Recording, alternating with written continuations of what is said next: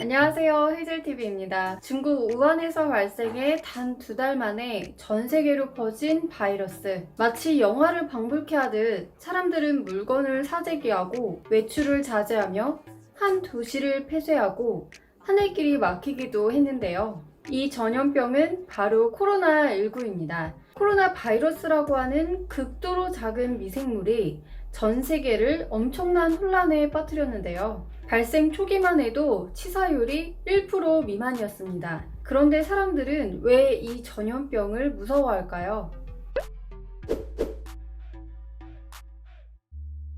코로나가 두려운 건 감염률이 높아서입니다. 코로나의 치사율이 사스나 메르스보다 낮은 1에서 3%라고 해도 감염률과 바이러스 생존율이 높기 때문에 급속도로 전파될 위험이 컸는데요. 일반인들은 그냥 치사율만 보고서 1%도 안 되네? 그러면 이겨낼 수 있지.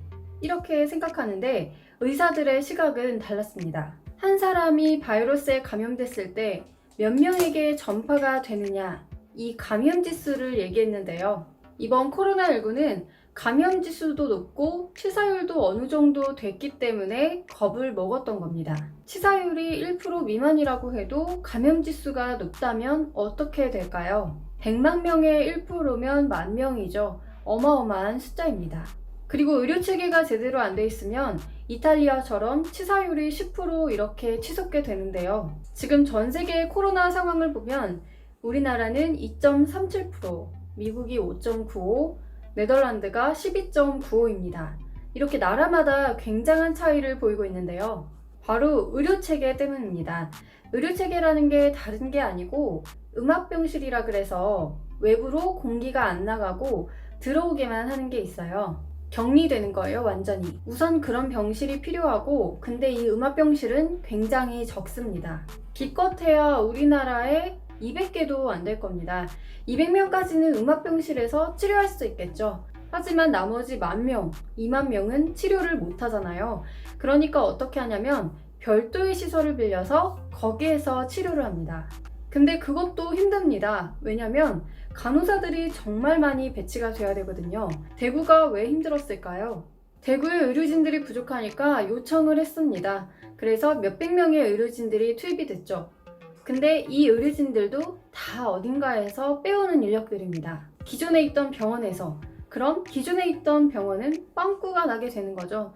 그러니까 의료진이 절대적으로 부족한 겁니다. 그리고 외국도 그렇지만 우리나라도 진단키트, 산소호흡기, 환자가 많아질수록 병실과 의료진, 그리고 장비가 부족하게 됩니다. 이런 거를 의료체계 붕괴라고 하는데요. 일부 유럽 같은 경우에는 거의 포기 상태가 됐죠. 근데 우리나라 같은 경우에는 이 진단키트만 해도 이미 사스 때문인가 한번 고생을 해봤기 때문에 철저하게 대비를 했습니다. 진단키트가 원래 승인이 나려면 6개월 정도 걸리는데 2달 만에 승인을 해줬어요. 이 최우선으로 해주는 거죠, 정부에서. 의사들이 경고하는 건 이유가 있습니다. 앞으로 새로운 변종이 계속해서 나타나는 건데요.